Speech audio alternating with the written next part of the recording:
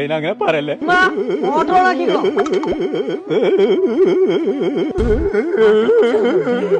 എന്റെ ഷർട്ടൊക്കെ ചുളിഞ്ഞടക്കാൻ നിങ്ങളെന്നെ സ്ഥിരിട്ടാളിട്ടോ.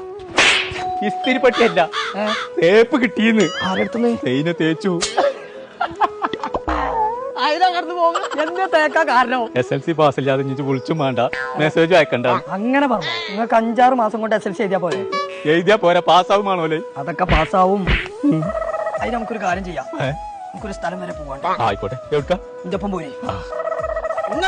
അപ്പൊ ഇജ്ജ് പോരാൻ പറഞ്ഞു. ഞാൻ ബാത്റൂം പോയിട്ട് ഇവിടെ വന്നിട്ട് നമുക്ക് മഞ്ചേരി പോവാണ്ടേ. മഞ്ചേരിയില എളുപ്പം പോയോ?